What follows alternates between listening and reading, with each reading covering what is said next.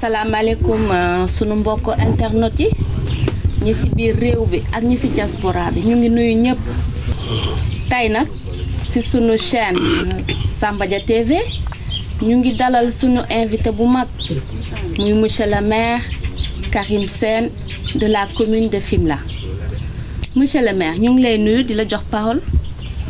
maa ngi lay fay di nuyu waa Samba Dia TV yëpp li ko dalee ci directeur bi ba ci suuf di rafetlu également aussi émission bi nga xamante ne ni tey da ngeen ma invité mu nekk loo xamante ni c'est une première dans la commune ngeen nekk ay même génération presque xalaat bu rafet bi ma ci sant yàlla nag ndax soo toogee ba jiite gox ba xalaat bu baax wodd ci say tànk ba jur li mu jur nii tey ba ngeen mun a invité maire ci seen coobare bopp seen xalaatu bopp lii day lu ma bett la waaye mbettel bu ànd ak mbégte la ci man may ñaan nag vraiment muy jur jàmm ci commune bi en tout cas kontaan naa ci lii. monsieur le maire ñu ngi lay remercier bu baax ci kàddu yooyu nga fi yëkkati monsieur le maire est-ce que mën nga ñu wax tuuti ci sa jaar-jaar politique. waaw loolu dinaa ci rafetlu pour wax ko ndax man dama yàgg a milité d'abord au PDS laa milité woon bokk ci mouvement élèves étudiants libéraux. loolu ban année la. 88 ci année blanche bi laa milité au PDS. d'accord. jamono yooyu maa ngi woon Kaolack donc ñu bokkoon ci mouvement élèves étudiants libéraux maa ngi woon lycée Valdiodio Ndiaye année bi blanche année bi ñëwaat en 89 88 boobu xam nga yëngu woon na trop donc ma nekk militant PDS adduna di dox ba en 92 Ablaye Wade ñëw Fimela doon dem Fatick jaar Fimela fekk nag mu yàgg naa ci donc ci la PDS lañ ma xamee ba ni Macky Sall ñëw jiite convergence des cadres du parti ñu indi ko aussi Fatick parce que bu njëkk Dakar la milité woon bi milité Dakar bi Léopold Faye bi nga xam ne moo nekkoon PDS ak ñun ci Fatick bu mu génnee dem ci Ousmane Ngom Ablaye Wade wax Macky Sall ne ko da ngay bàyyi Fatick Dakar nga dem taxawal ma Fatick. d'accord. ñu indi centralisé mu indi Macky Sall au début Dakar la milité woon parce que Ablaye Wade bëggutoon mu sori ko parce que moom moo jiite woon cadre parti bi ci la ko ne nag demal Fatick. tout en conservant le poste le fait d'être le patron des cadres du parti jamono PDS ñuy dox àddina di dox en 2000 Abdoulaye Wade jël réew mi bi mu jëlee réew mi en 2000 def nañ 2001 2002 2000 bi mu jëlee réew mi la def Macky Sall DG Petrosen. d'accord. bi ñuy jàllee ci législatif yi. ci la Macky Sall door a am première ndombom Abdoulaye Wade nommé ko ministre de l'hydraulique yaa ngi dégg ci la président Macky Sall aussi xalaat le projet Notto Ndiosmone Palmarin Macky Sall ci la ko njëkk a xalaat waxtaan ko Abdoulaye parce que boobu jege na Abdoulaye Wade en 2002 donc ñu nommé ko ministre de l'hydraulique et de l'énergie ñaar yooyu lañ boole woon mu yore courant bi ak ndox mi man mii jamono yooyu man maa ngi jifeer yore quai de pêche bi di liggéey. kon mareyeur nga woon. mareyeur laa woon parce que bi ma tantee concours yi doxul ma xam ne nit y a pas de sot métier comme li tubaab di naan aucun travail n'est dégradant s'il peut améliorer ses semblables parce que du liggéey bureau rek moo yor nit. ma dem jifeer nekk fa di def mariage nekk ci mariage bi mu bon ba jiite port bi jiite mareyeur yi jiite mool yi. Après j'ai été formé maintenant sur les techniques de gestion des quais de pêche pendant 2 ans ay consultants ñoo doon ñëw di ma former donc ma am ci xam-xam bu bari ba tey bi may wax yow ni jën bu ne mun naa la heure yi muy jur donc loolu jifar laa ko jànge donc état bi génne xaalis bu bari ñu former ma ci mu nekk loo xamante ne maa ngi ciy sant yàlla ba 2000 carrière boobu yëpp Macky Sall même bi mu faloo bokkoon naa ñi mu bëggoon jël ci cabinet ba mu woo ma bon mais comme bi ma gisee ne li may gagné ji faire bu ñu ma defee chef de cabinet ak la may gagné ay 800 ay 500 000 ay nangam par mois. moment bi mu nekkee ministre. moment bi mu nekkee ministre. waaw pour la ne man dama yàgg ak moom. d'accord. ma xool par rapport li may gagné. ak li may am ji faire ak yooyu yëpp. nga def balance bi. ma ne non bàyyil ma ne ko amul problème. vous avez bien fait. bàyyil ma toog. l'essentiel maa ngi ak yow. mais bi mu amee problème ak Ablaye Wade. bi Ablaye Wade amee ak moom ay problème novembre 2008. mu gën bi ñu voté loi bi ñu voté à l'assemblée wane ne président assemblée léegi 1 an la el di def mu xam ne loi boobu moom la donc mu gën ak jàmm ñu topp ko. novembre 2008. ñu dem mars 2009 ñu def élection yàlla def ma gagné nekk président comme natural ci parti APR foofu moo nekkoon sama premier mandat ci commune ci mairie bi loolu moo indi ma nekkoon à la tête de la commune depuis 2009 mais jamono yooyu président comme natural moo nekk ñu dem ba acte ba en 2014 avec l'acte 3 de la décentralisation mu am une communalisation intégrale. Macky Sall 2012 la jël réew mi bi mu jëlee donc réew mi en 2012 8 mois lañ ci teg mu nommé ma par décret membre du conseil économique social et environnemental parce que nit ñi maire bi rek la ñuy gis. waaw moom la ñuy gis de. alors que moi je suis membre du conseil économique social et environnemental. depuis quand. Depuis 2013. d'accord. te avant may nekk membre du conseil économique social et environnemental man la njëkk a jël ci Sénat. te Sénat moo gënoon fort assemblée à l'époque mais bi ñu ma nommé par décret au Sénat dañ ci teg 6 jours xaw ma 7 jours mbënd bi ñëw ndox mi bari comprendre nga léegi président supprimer Sénat bi mu supprimer Sénat mu indi conseil économique social et environnemental conseil économique rek loolu la leen doon wax mais mu yokk dolli ci environnement. moo tax ñuy naan léegi conseil économique social et environnemental donc ci laa nekk membre depuis fi may wax ak yow nii. d'accord merci monsieur le maire donc monsieur le maire mën nañu xam lan moo la gën a motiver ba nga topp politique bi. waaw li ma gën a motiver nag mooy xam nga politique dafa am ñaari façon bu dee da nga koy def te yàlla rek tax. maanaam sontiwoo ci ay ndombo tànk. def pour lutter contre l'injustice. ah d'accord. boobu laa topp. ok parce que dama gisoon ne suñu zone bi. lu bari état daf ñu ko waroon defaral. bu yàgg defu ko. ñu xeex ak Ablaye Wade ba nekk au pouvoir. du dëgg Macky Sall nekkoon ki nga xam ne moom mooy suñu repère. teg ak moom ay projets yu bari. du dëgg yàlla def loolu eggul. donc injustice moom ma dugal ci politique. d'accord. bi ma ci duggee itam yàlla jàppale ma.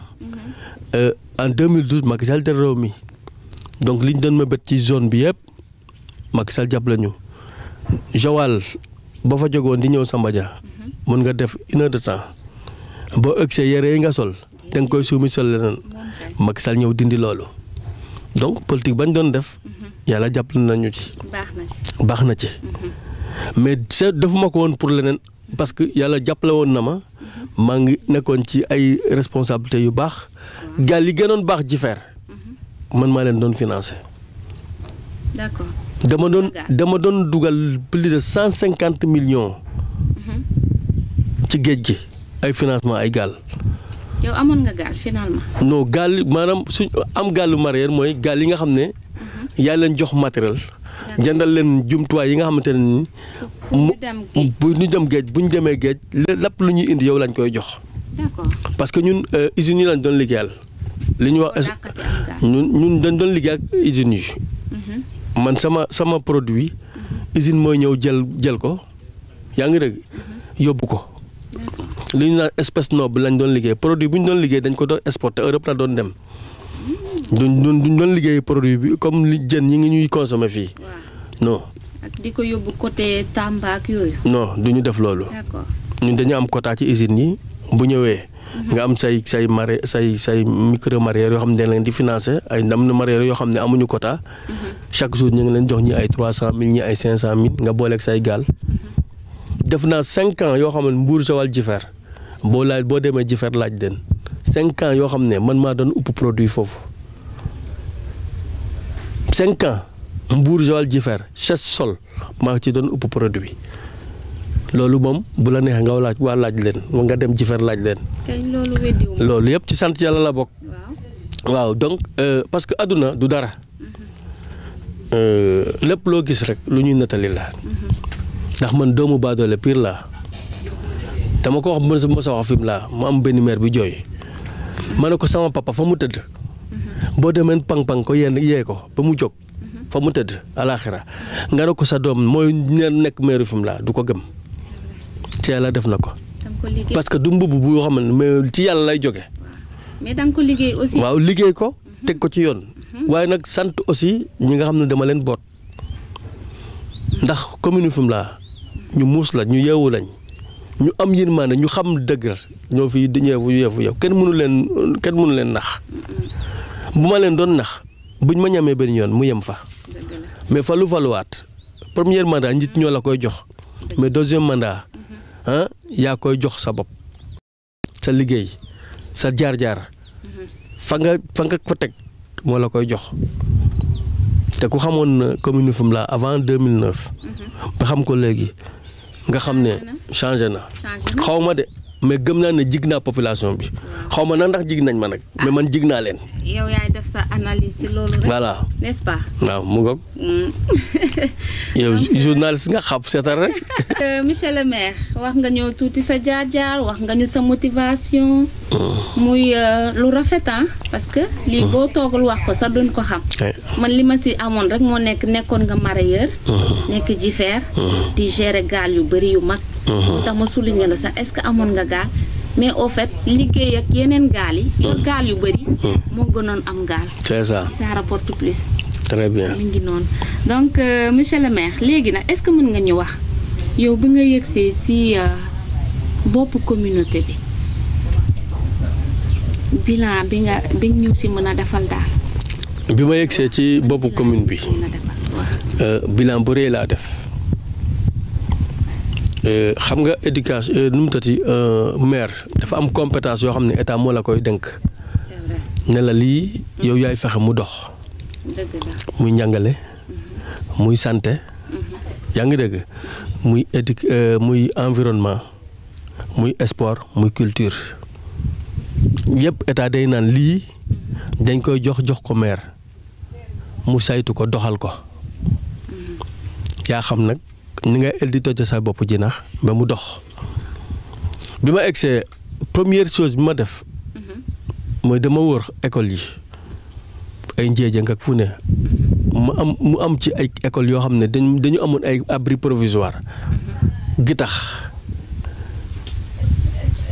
Ndiédiène bi ma fa taxawee keroog jooy laa dese woon. mooy affaire TJ 1000 bi. ay gi tax la ñu defee kër salle de classe bi ma fekk jàngalekat bi mu nekk ci biir salle bi di enseigner ci gitax ak ay gitax ñu def tableau boo xamante ne nii mooy loolu ma dem waxtaan ak ñoom ñu ne ma jaan sax gën na fi ren ci nawet bi ba élève ci ak kii bi ñuy def ku ay cours ba élèves yi daw. ci biir nawet ma toog ak sous-préfet Cheikh Anta Dieng. boobu moo ma installé woon ma ne ko man de vraiment gis naa loo xam ne daal rafetul quoi. te comme j'ai trouvé un budget qui a été déjà ficelé yaa ngi dëgg parce que bi may fallu dafa fekk budget boo xam ne dañ ko voté ba pare moom laa fekk parce que budget da ngeen koy voté avant mars. d'accord yow nga ñëw fekk. ma ñëw fekk un budget bu ñu voté. d'accord. ba ma ñëwee fekk budget bu ñu voté il faut nga toog ak sous-préfet wala koo xam nga sous-préfet yi ñoom ñoo lay gindi parce que li ñu naan ils sont là pour le contrôle de la légalité parce que budget boo koy voté sous-préfet bi koy approuvé budget boo voté te dëppoowul ak yoon du ko approuvé. d'accord. moo tax ñiy wax ci budget xamuñu budget dafa am ay jaar-jaar bi ma ñëwee gis ne li ñu voté am na urgence boo xam ne dama ko bëgg a régler mooy ñaari classe yi nga xam ne d'abord à Ndiédiène gi tax lañ ki leen def te moo ko war a defal leen ay salle de classe loolu yoon moo lay may nga def une autorisation spéciale def virement de crédit la waroon dem ci leneen nga def ko priorité jël ñaari salle de classe yooyu tabax ko en 2 ans et demi j'ai construit 26 salles de classe ci commune Fimela. Très bien. 26 équipé leen en table banc. Il y avait des déficits de table banc dans les écoles. En 2010 école Ousseynou Gueye 6 salles de classe. mooy Samba Dia 2 école 2 école 2 moo nekkoon école 1 parce que école boobu moo jiitu woon Samba Dia. fii école 1 nekk actuellement. waaw mooy ancien bi. mooy ancien bi. école 1 bi. école 2 moo nekkoon ancien école Ousseynou Gueye fi mu ne. waaw. xam nga Samba Dia bi mu demee ba dox ba ñu am espace. dañu jël école bi délocaliser ko. yóbbu ko fi mu ne fi case bi nekk. waaw mooy fii école 1 ne. d'accord ancien école bi kon moo nekk bi ci marché bi. bi ci marché bi moo njëkk a nekk école Samba Dia. Samba Dia waaw. mais norme yi nga xamante ne moom moo wax tax ñuy wax école. dafa war a am espace. am xale yooyu foofu ñuy defee éducation physique ak yooyu amu ko woon. donc bi ma amee projet 9 salles de classe avec le fast track. ma fexe ba 6 salles de classe ñëw Samba Dia. d'accord. il fallait faire une clé de répartition Samba Dia 1 3 salles Samba Dia 2 3 salles. man li ma intéressé woon mooy na projet bi naa ko téye sama loxo ba pare ba ñu accordé ko. biñ ko accordé ba pare nag laa ñëw woote. woo ñoom Doudou Wade moom ñoom ñoo nekkoon APE yi ak yooyu woo gars yi woo jamono boobu Abdou Bass Sadibou bu yaayam moo nekkoon codec bi. ma jël yeneen 3 salles de classe yóbbu ko Marfafa ko. ñu jël classe yooyu. ñu def réunion waa famille ñoom Djidjara heureusement amoon na toute opposition ñu naan duñ ko joxe. benn xale bu góor jël parole foofu. kenn ñoom Djidjara. xale boobu actuellement dama kontaanoon ci moom bi actuellement mu nga sali dama ko yóbbu service gardiennage actuellement mu ngi ci topp mu ngi liggéey ndax idée ba mu waxoon keroog ci bambara la ko lakk am na daal nu mu ko waxee ci bambara ne leen fii yàgg na fi te kenn utiliser wu ko kenn dëkku fi yaa ngi dégg mu ne kon kii su ñëwee door a falu si mu ngi door a def at ak nangam indi projet ñett bugg a def fii juróom benn salle de classe mu ne lii tiyaaba la jox leen ko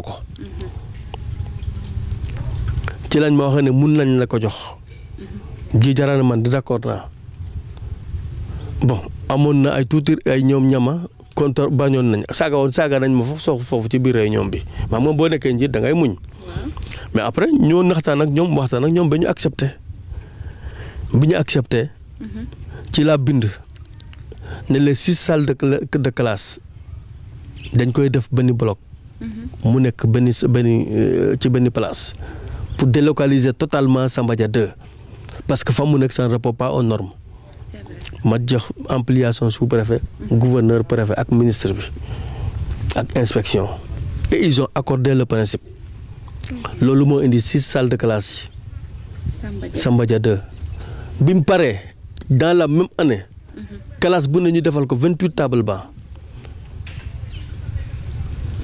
ñu defal leen bureau ak lépp. oh am nañ bibliothèque sax. tout année bi dellusiwaat ma clôturer leen école bi. ñu tegaat ñaari at parce que école Samba Diarra ni muy màggee mu amat problème mu salle de classe ma yokkaat fa 2 salles de classe. ce qui fait donc 8 salles de classe. nga inauguré ko en 2015. ba ñoom ci seen bopp dañ ne woon école bi ñu koy inauguré bu nekkutoon dara dañ ma ko waroon tuddee loolu ci éducation la rek Samba Dia loolu rek xam nga Samba Dia laa yem waxuma la nag CM yi nga xam ne dañ leen créé CM Simal biñ ko créé man maa njëkk a ubbi maa njëkk a construit foofu ñaari salle de classe CM Ndangaan biñ ko créé maa leen njëkk a tabaxal ñaari salle de classe. Ndangaan Sambu Ndangaan campement seen école primaire yi yëpp bu école boo ci gis lu mu dee yokk naa fa 3 salles de classe 4 salles équipé ko donc ci 2 ans et demi bi ñu defee évaluation dans le cadre du PNDL kese programme PNDL commune Fimela moo jëloon premier ci département bi ñu ndàmpaay ma une enveloppe de 20 millions boo xam ne dañ ko dugal ci compte commune bi. man de kese maa réussir woon 6e génération bu ñëw dama ko doon dër mu det dama ñëw fekk blocage ci commune bi. ma du caaxaan li ma la wax nii. ma ñëw changer loolu. fourniture scolaire 3,5 millions laa ko fekk. maa ngi ko yóbbu ci 10 millions. xale yëpp am fourniture. xale yëpp ñoo am fourniture am na boo laajal école Ousseynou Gueye par exemple. kenn du jënd kaye. parce que boo paree. boo déggee yëkkati enveloppe bi ne leen lii laa leen war a defal directeur bu ne moom mooy def expression besoin am ci biir expression des besoins des directeurs 25% ci montant bi nga xam ne moom nga leen alloué dafa war a dem bu neexee directeur bi mu laaj 25% boobu pour ay matériels yoo xam ne day nekk ci école bi. ci école bi soxla. yu jéggi yeeg CREA ak yooyu. mais am na certains directeurs bu ñu waxal bu ma tudd. yoo xam ne à part CREA la ñuy yokk seen dotation mais des yëpp dañu naan nañ ko joxal élèves yi ay cahier. c'est bien. xam nga loolu vraiment lu baax la. lu baax la. Fimela par exemple école 2. école 2 bi. maa ko clôturé def fa 3 salles de classe vision mondiale ñëw ma bind requête ñu yokkal ma foofu 3 salles mu 6 salles. d'accord yaa ngi dëgg ren yokkaat naa fa 3 salles. arène. tudd nañ ma arène de lutte. bu ne fan. fii Ndangaan campement. d'accord arène de lutte Karim Sène. ah c'est bien. parce que bi ma faloo. xam ne culture séeréer lamb la xam. dëgg la. fii ay saaku la gars yi doon def bu ñuy tëgg lamb maa fi dindi loolu. maay xotti saaku yi di clôture arène de lutte yi def naa benn Fimela. def naa benn Marsolu. def naa benn Marfafako. def naa benn nu mu tëddee yaa Fimela yaa Marsolu. yaa Marfafako yaa Marloj. Ndangaan ñoom ñoo clôturer seen bopp seen arène. man maa leen defal tribune ci biir. ok. et ça porte votre nom. bi arène de lutte Karim Sène Matar Ba moo ñëwoon inauguré ko. waaw. xam nga loolu ndam la. ndam la de. nga ñëw ci côté santé. ci côté santé. médicament aussi 3,5 millions lañ doon voté. ma ñëw yóbbu ko 12 millions. parce que poste de santé yi aussi boo leen jàppalewul du sotti. waaw duñ leen di jàppale. parce que médicament yi ni ngi leen di jox. moom la ñuy recette yi ñuy am ci médicaments yi ci la ñuy fay gardien yi. d'accord. ci la ñuy commandé aussi ay médicaments. mais ñoom bokkuñu ci comme par exemple xam nga hôpitaux yi dañ leen di subventionné ñoom centre yi bokkuñ ci xanaa. waaw mooy subventionné bi ma la wax nii moom la ñun xam nga am na lu ñuy wax couverture maladie universelle. oui. bon am na loo xam ne de 0 à 5 ans. boo demee tey poste de santé Samba Dia. maanaam muy accoucher. dañ koy jox lépp jox ko. du fay dara c'est gratuit. non mais état moo lay rembourser xaalis bi. d'accord. léegi nag bu fekkul poste bi am ay médicaments yoo xam ne commune bi jox na ko doo ko mën a jox. léegi nag su ko defee poste de santé parfois dañuy am problème parce que bu leen état bi amalee retard bu bëri ci médicaments yi day refléter ci seen gestion gis loo ren tout récemment xam boo comité de santé Samba Dia ak bu Fimela ak yaayam xam nga yaayam ubbi naa ko ren parce que yaayam man maa fa construire poste de santé avec 19 millions équipé ko. Ah bon? Réflexion booy yaayam case de santé la amoon. léegi poste de santé la am. 19 millions. équipé poste de santé bi. dem réante leen infirmière indi leen. réfectionné logement fi case de santé bi nekkoon moom laa transformé defal ko leen ko logement ICP. engagé médicament 2 millions. bi ma engagé médicament 2 millions ñu jël 750 000 jox ko poste de santé Samba Dia jël 750 000 jox ko poste de santé bu Fimela jël 500 000 jox ko yaayam yàggul loolu moo ragul sax Pape si xam naa bokk na ci comité bi du ma bàyyi ma fen xam na ci dara su dëgg donc 2 millions parce que daaw bi may engagé on avait prévu 12 millions mais comme budget c'est des prévisions boo nee man 12 millions te fekk yow ci sa gafaka 8 millions nga am 8 millions ngay def du dëgg voilà moo tax ren ma teel a engagé ñooñu 2 millions ci 12 millions yi nga xam ne moom laa reporté pour ñoom ñu mun a fat seen tur yi parce que demoon na jamono poste Samba Dia bi ak poste Fimela bi dañu amoon problème parce que ay postes yu mag lañu donc il fallait coûte que coûte nga réparer loolu léegi ñu defal ma kii bi heureusement le médecin aussi de Diofior wax leen dëgg ne leen 2 millions yi nga xam ne moom la commune bi engagé day dem pour Samba Dia ak Fimela ak yaayam parce que daaw comité de santé yi dañu sonoon parce que dama leen engagé 6 millions ba pare bi ma leen engagé 6 millions fekk état bi yoroon leen reliquat xaalis bu bari ci couverture maladie universelle ak yooyu ñu dagg leen li ma leen engagé pharmacie non parce que dañ doon le poste bi ma leen engagé ñu dagg leen loolu bi ñu leen daggee loolu poste Samba Dia ak poste Fimela dañu nekkoon en déficit il fallait nag pour réparer cette injustice là ma engagé leen très rapidement 2 millions avant ñuy commencer dara moo tax budget bi mu paree rek aussitôt rek sur fonds propres de la commune ma engagé 2 millions jox leen. D'accord.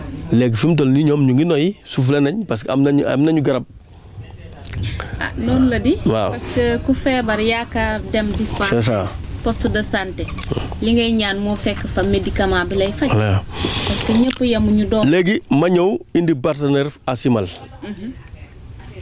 66 millions lañ fa dugal maternité. logement matron non logement sage-femme. Sage-femme am na fa aussi. ak une maternité. ah bon.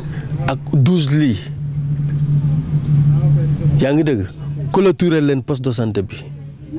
équipé ko 66 millions. jëndal leen frigo congélateur. dañ koy soxla Simal pour vaccin yi. waaw loolu def naa ko Simal. dem Samba Dia seen sage-femme bi da doon génn buy accouchement dañ ko doon wooyi muy ñëw ma ne lii dafa war a dakk ma construire ci biir poste bi logement ci biir 12 millions mooy logement sage-femme bi nga gis noonu ci biir man maa ko maire bi moo ko construire. dem Samba Diallo construire fa case de santé boo xam ne boo ko gisee da nga yaakaar ne poste de santé la. dem Marsulu construire fa case de santé. Ndiédiène actuellement def naa fa case de santé boo xamante ne boo fa duggee da ngay naan déedéet. waaw boobu dégg naa ko mais visité gu ma ko. da ngay dem visiter ko nag comme poste de santé. donc fépp foo xamante ne ni amutoon case de santé def naa fa ay case de santé yaay mi nga xam ne moo waroon am poste de santé ma construire fa poste de santé donc jëm nañu rehausser cadre santé ci commune Fimela. waaw léegi nag moo tax aussi comme Fimela commune bi 39 000 habitants la. état bi accorde nañu poste kii un centre de santé secondaire moom def nañ pose première pierre poste de centre de santé hôpital bi war a am Fimela def nañ pose première pierre bi ba pare bu nekk doon Covid bi ni travaux yi démarré. hôpital lay nekk comme bu Diofior. comme bu Diofior mais boobu sax mooy xaw a raw bu Diofior. parce que moo tax ñu defal ko centre de santé secondaire. parce que moom mooy ëllëg secondaire hôpitalu Diofior. hôpitalu Fatick. Fatick ah kon dootuñ soxla di dem en urgence à Fatick. non fii la ñuy lépp Fimela waaw. ci volet éducatif santé léegi est-ce que mën nga ñëw ci volet environnemental. waaw loolu foofu aussi dinaa ci sawar a wax. parce que ci côté environnement. dafa bari ay pàcc. dëgg la. environnement du rek mbalit. nettoyer dem. mais il y a ce qu'on appelle la récupération des terres salées. d'accord. yaa ngi dégg. bi ma faloo en 2009. 2010 dama monté ay rakat. avec le PAPIL. projet d'appui à la petite irrigation locale.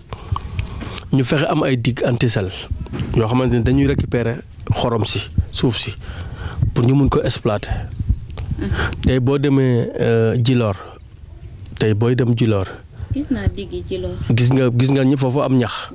ren dinañ ko béy ceeb. war nañu fa jënd nañ fa 10 hectares yoo xam ne dañ ko parcelliser. daf ko ay parcelles. yoo xamante ne ni ay sous parcelle pour exploiter ko béy ko ceeb. gis nga vallée Mbissel bara mu mel yaa ngi dëgg. gis nga ñax ma na mu bare.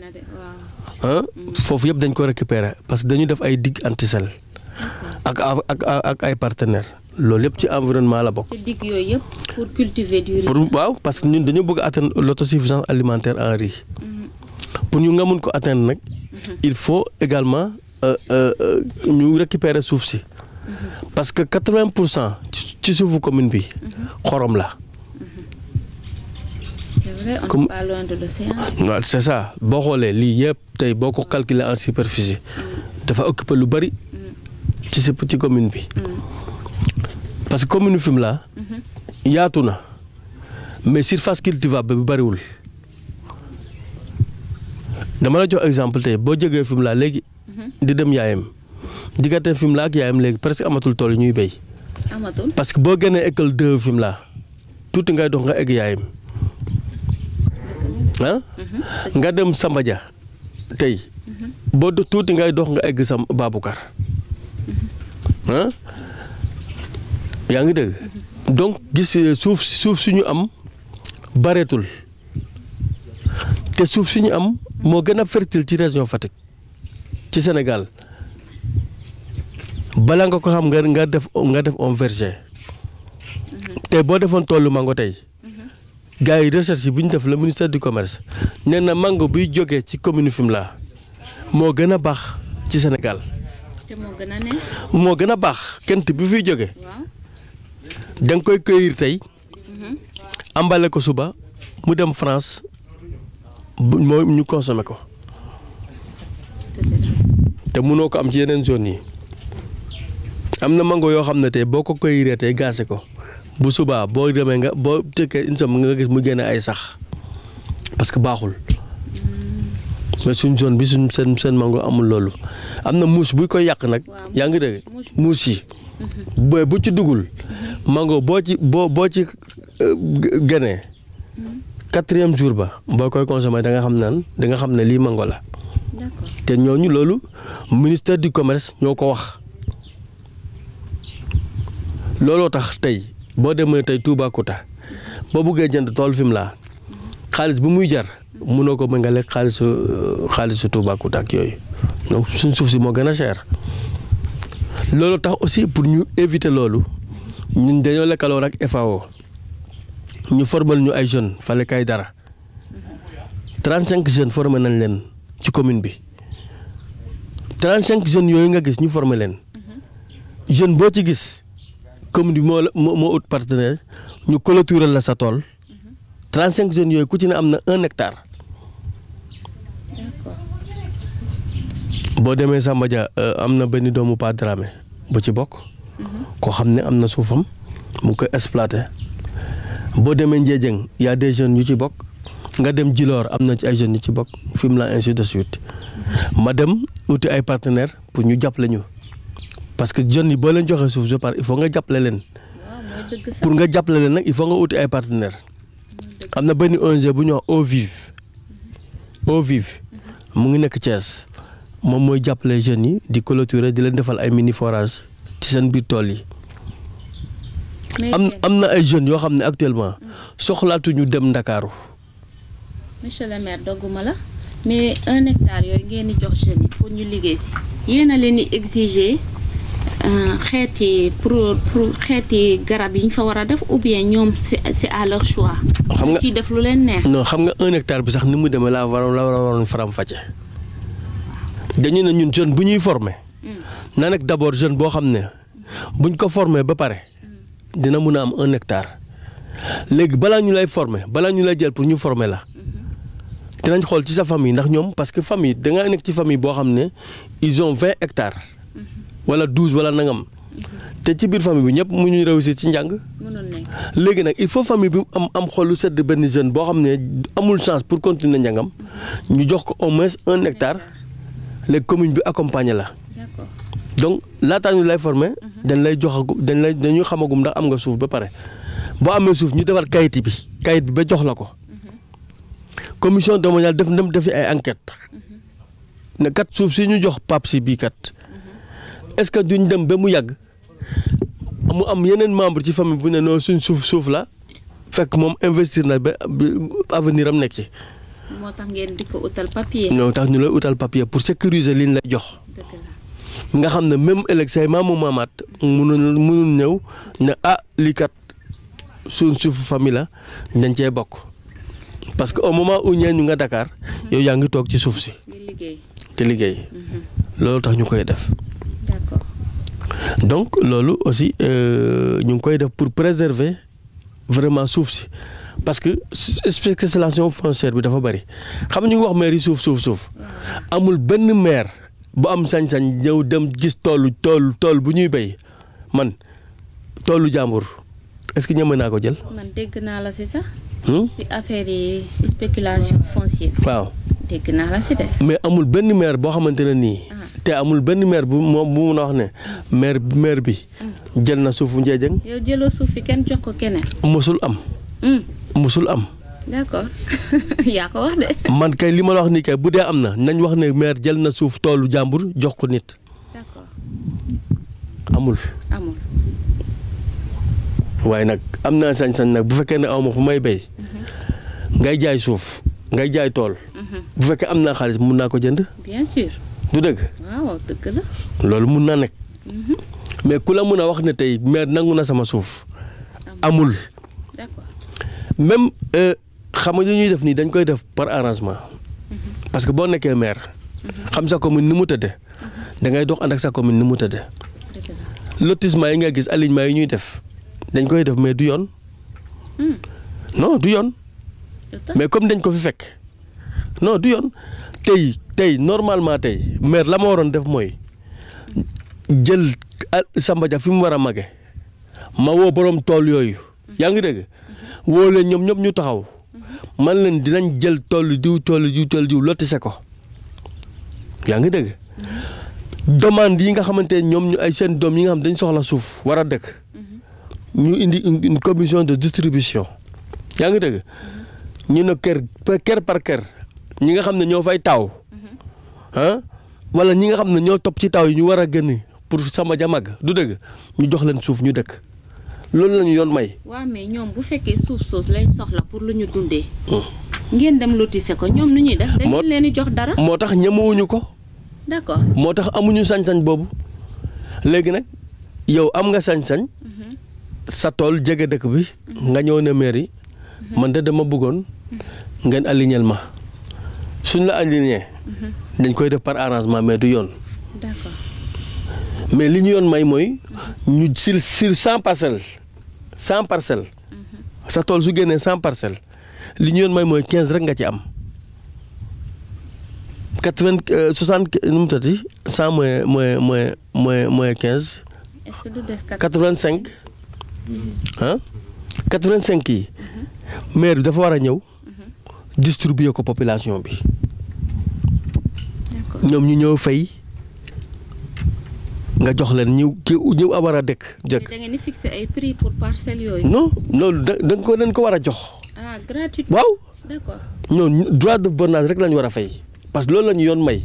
man dama lay wax li yoon may maire mais li ñuy wax maye ba pro ci lamañ moo fi ne parce que ñun lañ dénk suuf mais sañ-sañ bi nga xam ne moom lañ ñu may pour def ko amuñu sañ-sañ boobu su ko defee léegi borom tool bi 100 parcelles dafa lay naan maire te nga jël ci 10 wala te nga jël ci 15 nga bàyyi maag lii te yow da ngay obligé defal ko loolu tey képp ku fi tabax boo demee dans les villes li tax seen communes yooyu di am xaalis mooy dañuy am autorisation de construire moom ngay am boo xam ne day légal mu jaar urbanisme jaar cadastre jaar impôt au domaine nga xam ne chaque année sa bâtiment da ngay fay 70 000 foncier bâti te su may recensé woon bâtiment yi ngi nekk sama biir commune yëpp bâtiment bu ci ne di fay 60 000 foncier bâti kon xam nga du ma soxlaati état di ma dimbale comprendre nga pour ma liggéey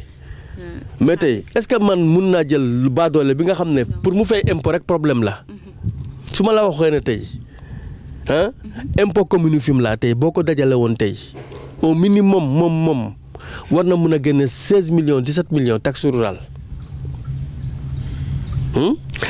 mais impôt commune Fimela tey boo ko dajale woon tey mënul sax 500 000. loolu pour la. non parce que nit du ñu fay impôt. d'accord léegi comme nit ñi du ñu fay impôt. comme man itam maire du ma sonal population bi. waaw di leen forcer fay leen impôt. parce que nit ki ut lu mu lekk. ma nekk doomu baadoole. ce qui est valable dans les villes ñooñu ils ont un plan d'occupation impôt au domaine liste seen tur yi. yaa ngi dégg heure bu seen fay jotee pour ñu war a fay foncier bâti dañ leen di indi seen avertissement ñu dem fay directement mu dugg ci gafaaka bi. d'accord xam nga loolu moo ñu différence ak maire yi nekk en ville ak maire yi nekk fii. bu ko defee tey Barthélémy Dias par exemple tey crise mun na am léegi mu dem engagé 200 tonnes tout de suite comprendre nga. jënd ko jox ko population am mais par contre ñun réalisation yi ñuy def ñoom defuñu ko tey boo demoon ci mairie Dakar wala seen maire yi ñoom ñun li ñuy liggéey sa li ñuy construire arrêt ñu ñuy tabax ñoom defuñu ko xam nga ñoom lañ la ñuy def dañuy jël seen budget yëpp def ko ay salaire recruter ay personnel yu dul jeex. loolu pour lan yàqal. non non loolu dañ koy def pour xam nga maintenir seen clientèle politique. D'accord. Alors que loolu c'est pas le cas du dëgg. Un maire doit construire des salles de classe. Un maire doit construire des cases de santé. Un maire doit construire des postes de santé. xam nga lu ma la wax. loolu mooy rôle kii bi. donc ci environnement. donc un bon plan d'occupation dafa bokk ci environnement. du dëgg. environnement war nga def un bon plan d'occupation. def ay alignement yu génnee mbedd yu normal. def ay réserve ne dëkk bi kat su magee ba heure sangam bu waree am juma fii dañ ko war a def. bu waree am école fii dañ ko war a def xam nga yooyu su amoon ci village yi duñu am problème. kon bi may def réunion pour tabax classe école Ousseynou Gueye dama ci def réunion pour ñu jox ma place. parce que loolu waaw parce que amul. parce que ay alignement la ñuy def. booy def alignement nag adduna ni muy dox ngay doxee. Fimela bi ñu ma waree tabaxal gendarmerie. gis nga ci kaw tali bi la nekk. maire bi dafa ñëw ne borom tool bi kat dañuy jël 1 hectare ci sa tool. ñu xool ñaari tool yi nga xam ne ñoo takkaloo ci kaw tali bi ku ne ñu jëlal ko 5000 mètres carrés la des ca suuf sa ñu defal leen ko ay parcelles jox leen ko. pour ñu jaay ko am dara. boo gën ñu nga neenal leen. donc principe boobu la ñuy def. mais ça aurait été un autre maire par exemple da ngay ñëw ne non. li ma yoon may rek lay def. mais est-ce que Fimela Samba Dia est-ce que am nañu ay plan. non Samba Dia amul plan d'occupation.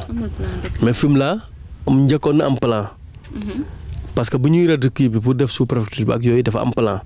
Ndangaan campement am na plan. yaa ngi dégg.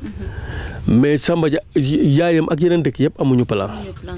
dañuy ñëw rek aligné. dañuy ñëw rek bon conseil bi mooy def ay alignement def ay mbedd comprendre nga ngeen dëkk. parce que am na loo xam ne aussi boo ko bëggee imposer sa population. pour suba dana indi ay problème parce que plan d'occupation bu normal boo ko amee mu jaar urbanisme jaar cadastre ñu enregistré ko au niveau des impôts et domaines boo tabaxee ba pare at bu jot da ngay fay foncier bâti te wax dëgg yàlla. sama genre. xëy na dans 15 ans ci kanam tout dëgg mais instant bii nii ku bëgg a ñëw ne da ngay imposer taxe yooyu sa population benn bés la ñuy xëy yaa ngi dëgg ne la du doonati yow. loolu la. donc. monsieur le maire. ma bàyyi la nga yëggali li nga bëgg a wax. da ngeen di dagg monsieur le maire. donc toujours ci environnement. yàlla jàppale nañu. ba am na ay camions yoo xam ne ñaari camions yoo xam ne ñu ngi ñëw jóge France. ñaari camion mbalit. yoo xam ne pour jël mbalit bi la. d'accord moo tax anticiper naa. ba aussi engagé 27 jeunes yoo xam ne 27 personnes yoo xam ñu ngi nettoyer commune bi. d'accord ñooñu ku ci ne dañ koy fay chaque mois 60 000 francs. ci biir commune Fimela rek lañ. non fi tali am. am toute la commune li concerne. non bu mbalit bi ñëwee nag bu camion mbalit yi ñëwee. damay def contrat UCG nga xam ne dañuy def contrat. parce que camion mbalit yi. déjà état moom ma ko waroon jox. ñefe naa ba indi ko. kon état aussi war na ma mun a dimbale. recrutement. ay jeunes yoo xam ne ñooy nettoyer. en compensation lañ ma waroon fay ci camions yi retourné ci population bi. parce que moom ma waroon jox ay camions ñefe naa indi leen sama bopp ay camions. c'est bien. su ko defee mbalit moomu ñuy ramasser ci village yi ay Simalak ay yooyu. parce que fi mu toll nii dañoo limité fi goudron yi am. moo tax Samba Dia am na 7 Fimela am na 7. Djilor am na 3. yaa ngi dëgg Ndangaan Kampama ak Ndangaan Sambu am nañu parce que foofu tali bi la. bientôt on va démarrer la piste Baboucar Samba Dia kooku lancé na appel d'offre bi ba pare ba ñu attribuer marché bi. mais dafa amoon recours. piste lan lay ne latérite lay nekk agum. d'accord dafa mel ni comme. Samba Dia rek. waaw latérite la amoon. pour nga def goudron il faut nga def agum latérite. donc ki gagné marché bi mu ngi ko gagné à hauteur de 152 millions léegi état mooy jël xaalis boobu viré ko ci Gafaka commune Fimela yaa ngi dégg parce que commune bi moo ko lancé. parce que ñun amuñu xaalis boobu noonu mooy li ma la wax ci budget. léegi xam nga xaalis boobu day nekk autorisation spéciale boo xamante ne ni ñun ñoo koy def pour mu dugg ci Gafaka commune bi pour que à chaque fois bu entrepreneur bi liggéeyee. ba am nekk à hauteur de 50%. ingénieurs yeeg ñi nga xam ne ñoom ñooy suivre travaux bi ñëw xayma ko parce que day def Baboucar Samba Dia te day am ay ouvrage day am ay pont ouvrage yoo xam ne pour ndox mi fu muy jaar foofu noonu booy dugg Samba Dia ouvrage bu rëy lay am boo duggee boo génnee Samba Dia di ñëw ba ci digg bi Baboucar am na fu fuy fees foofu aussi day am pont bu ndaw nga génnewaat foofu mel bu xaw a dugg si Baboucar am na fu muy. entrée bi donc ñetti ouvrage lañ ci programmé Kobongoy 1 Kobongoy 2 benn ouvrage lay am foofu benn place rek moo ci ay taa foofu yëpp dañ koy def piste loolu ça c'est déjà acquis te loolu incha allah fii léegi ñaari weer travaux yi dañu war a démarrer. Inch'Allah. Attribué nañ entreprise bi ko gagné ba pare mais bu amoon ki def recours ne parce que moom moins 10 ans la mu ne comme moom moins 10 ans la moom dafa defoon 104 millions. Kale def 152 millions. mais buñ ko dépuyee ak technicien FERA booy naan moins 10 ans mieux 10 ans la ñu moom mooy priorité parce que li nga xam ne 104 millions mënu ko liggéey 152 millions moo ko war a liggéey wala 100 nangam millions c'est pas parce que moins 10 ans nga rek ñu jox la ko. moins 10 ans intéressé wu ñu mieux 10 ans moo ñu intéressé. Ah, bien sûr. ki nga xam ne parce que li tax nga mun a gagner marché dafa am ay normes planning d'exécution maanaam da ngay naan su ma gagné yoon bi dinaa ko defar ci 3 mois yooyu da nga ko war a def mu leer matériel bi nga xam ne moom moo ko war a liggéey ndax am nga ko ndax amoo ko bu fekkee amuloo tracteur amuloo benn comprendre nga amuloo yenn jumtuwaay yi suñ la joxe piste da nga fay doo fa def lu baax biñ ko évaluer mënutoon nekk moom. Il était moins 10 ans en termes de finances, mais il n'était pas le mieux disant. D'accord. Et vous avez choisi le mieux disant loolu la texte yi wax. D'accord. bala nga wax moins 10 ans da ngay dabagu mieux 10 ans donc moom dafa am critères yu ko daane ba pare mais am na droit def recours bi mu defee recours. parce que kii bi dañ ko publier Soleil. Publier nañ ko. ba pare. ba ñu attribuer ko. attribution provisoire waa ji def recours bi mu defee recours arbitré nañ ko normalement semaine bi moom dina xamaat ne la mu wax mënut a nekk. D'accord. mais loolu ARNT ñoom ñoo koy def ñoom ñoo koy wax ne ko franchement recours bi nga def kat teguwul ci yoon c'est vrai que vous étiez le moins 10 ans mais mieux 10 ans bi kii la donc marché bi attribué nañ ko. te loolu moo ñu gën te heure bi waroon na fekk ñu commencé pont bi parce que Baboucar bu xam ngeen ne bu xesee ba taw dañu am difficulté pour dugg Samba Dia. waaw loolu aussi lañ doon éviter moo taxoon ren ma accéléré ko. waaw voilà voilà. donc monsieur le maire. waaw. monsieur le maire maa ngi lay wax ci question boo xam ne. waaw. ñëpp a ngi ciy wax. waaw yow rek yaa ko mën a éclaircir. waaw n'est-ce pas. waaw donc ñu ñëw ci financement yi ñu doon dégg. financement madame Kunta. ñu ne kat financement bu mu indi.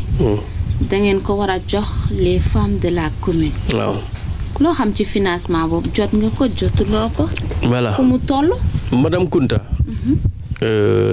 dina ci sawar a wax parce que madame Kunta jigéen la bu lëkkaloo nag crédit mutuel. yaa ngi dégg bi mu lëkkaloo crédit mutuel waxtaan ak ñoom da doon dem ci commune yi pour waxtaan ak président communautaire boobu tam président communautaire laa nekk pour jàppale femmes yi ñu financer leen. yaa ngi dégg jigéen bu ne da doon joxe 4000 francs pour frais de dossier loolu mooy li ñu def ñoom yaa ngi dégg kon femme bu ne 4000 francs la defoon comme frais de dossier li indi coow li yëpp léegi par 10 personnes lay nekk 10 femmes yu ne da ngeen di ubbi compte crédit mutuel. par 10. par 10 donc compte bi 10 personnes lay concerné. waaw d'accord. yaa ngi dégg léegi moom mooy ñëw enroulé monter dossier yi dem ubbi compte bi yaa ngi dégg léegi nag bu ubbee compte bi ba pare ñoom am na ñuy wax de mais bu ñu waxalee yàlla am na ñoo xam ne jot nañu financement léegi nag boo demee crédit mutuel su fekkee ne 10 femmes ngeen nekk su fekkee seen biir am na koo xam ne yoreel na banque bi ñoom duñ la finance dañu jël sa dossier teg ko fale mais ñoom xam nañu ne ñi nga xam ne dañoo kiling yoraluñu bor crédit mutuel jox nañ leen xaalis te ñoom nanguwuñu wax loolu mais politiciens yi ñooy wax madame Kunta. mais ñoom lu tax duñu wax ne jot nañ xaalis. non parce que. vu que finance. non xam nga comme Sénégal rek boo nekkee ci yoon xam nga commentaire tey ku bugg a yàq image bu maire. di nga ko wax loo xam ne nekkul la preuve. man ba ma gisee banque bi nga xamante ne nii aussi tegu na ci yoon IMSEC mu ñëw ma xam ne banque bi waxtaan nag moom ma signé ak ñoom convention ki signé ak ñoom lu leer ba ñu ñëwee def réunion femme commune bi yëpp laa woo ba ñu paree ñu ne ma ñëw mun lañ départ ak yow avec 50 groupements ci biir salle bi yaa ngi laa leen ne ma ne ngeen mais groupement bu ne 10 personnes lay nekk. mais groupement yi ñoo ubbi compte 15000 man maa leen wax ne yéen jigéen ñi bu ci kenn dugal xaalisam maa yëkkati 1 million teg ko ci table bi ñu calculer 1 million muy 66 groupement maa leen ubbil compte ñu ne frais de dossier nag maire loolu il faut nga bàyyi jigéen ñi defal ko seen bopp maanaam jigéen bu ne cotiser 1150. pour frais de dossier. pour frais de dossier xam nga kale 4000 la woon. mais bii 1150. parce que ba madame Kunta moo doon ubbi compte yi. est-ce que yaa ngi dégg li ma la wax bu baax. bii 1150. ce qui fait groupement bu ne. 11500 lay dugal comme frais de dossier mais fekk na man ubbil naa leen compte 15000. entre 15000 ak 11150 ban moo gën a ban moo ëpp xaalis. 15000 bi 15000 maa leen ko teggil. d'accord bu ñu enroulé. ñu jël 40 groupement la ñoo njëkk a pare seen dossier ci 40 groupement yi njëkk a pare seen dossier. les 22 étaient dans la zone de Samba Dia parce que ñu gaaw lañ woon ñu xarañ moo taxoon le 9 mars financement bi nga doon dégg Samba Dia 22 millions lañ indi liquide joxe. seen bos njëkk a génn. seen bos njëkk a génn ñu ñëw toj Samba Dia. parce que ñoo gën a engagé. xam nga kon doon ñu am na ñu doon wax naan xaalis bi comme madame Kunta comme nangam pour ma sànni seen gémmiñ woon leen ne man li may def ci commune bi. li may def ci population bi romb na 4000 francs kon wax boobu wax bu daanu ci saret la bu ñu amee argument bu ñu wax nañ bàyyi affaire madame Kunta romb naa foofu indi naa banque boo xam ne daf may accompagner ba ci 1 milliard. waxuma la 1 milliard. 1 milliard bëri na. actuellement xam nga ñaata laa dugal ci banque bi. 1,750,000 pour ubbi compte kese. jeudi bii di ñëw. 500,000 lay dugal parce que dama leen di bugg a raw toujours dama leen di dévancer. parce que financement bi ngay def yow paraît-il ça regroupe 16 villages. 16 villages léegi nag dama leen ne ku wóolu sa bopp mu nga nag jigéen bugg a leb. te bëgg ñëwal lépp parce que bugguma dugg PAMECAS. bugguma dugg crédit mutuel. ndax ñoom am nañ fa ay bor. kon il faut ma indi beneen banque boo xam ne lëkkalawul ak ñoom amuñ fa ay bor pour ma gën a setal sama ba der ma def la loolu. parce que ñoom ñoo gën a xam ne 10 personnes boo jël su fekkee am na ku fa am bor munoo fa am. waaw doo am. waaw léegi nag pour mu xam ne nag man la may def lu leer la. ma indi beneen banque. amul sax nga indi ay GIE de ay récépissé nangam soxlawuñu loolu na nga nekk 10 personnes ngeen am seen bureau. présidente trésorier secrétaire. ku ci ne am 3 photos ñu ubbil la compte. actuellement on est à 115 millions. démb bi ñuy def lancement bi ñëw kii bi cérémonie 100 millions boobu. le lendemain. jox 13 millions bi ñu ñëw indi nañ xaalis bi de. waaw man looloo ma jaaxal. bi ñu ñëw indi nañ xaalis bi. mais comme dafa am dossier yoo xam ne formaliser wuñ ko woon te il fallait ñu tënk ko formaliser ko parce que dossier yi boo ci gis maire moo koy approuvé waaye boo fayul du maire moo lay naan kaay de gendarmerie wala ñoo lay jox léegi lundi suba bi 35 millions la ñuy indi woo nañ groupement yi ñu war a jox ba pare. d'accord dañ ko war a def étape par étape. parce que mu ñu indi xaalis boobu xobet jox ko même jour parce que balaa ñu lay jox yéen 5 membres yi da ngeen di ñëw signé na jot ngeen nangam. xam nga 10 ngeen. 5 yi ñoo ñëw 5 ya des fale su ngeen demee ngeen seddoo seen xaalis ku ci na am sa 100,000 francs ngeen koy fay. d'accord mais 13 yi ñu doon jox keroog. par mois la ñuy fay de. par mois. mais 13 yi ñu doon jox keroog. 13 yooyu dañ leen banque bi moo lu def loterie ne 13 yi dañ leen di financer sans intérêt loolu ñu commune Fimela rek lañ ko jagleel. bi ko waa ji defee sax laaj naa ko lan moo tax nga def li mu ne parce que commune ñuy jaar yëpp yow kese lañ gis maire bu wàqirlu naan moom mooy ubbil compte yi fa jigéen ay jigéenam. mais ñoom bu ñuy fay pourcentage intérêt buñ ci teg bëriwul. non bëriwul. 7%. am na différence ak yeneen. du benn sax. du benn. du benn. parce que même boo fayee ba pare yow da nga fa amaat 50,000. boo xam ne ci li ngay fay lañ koy dencal.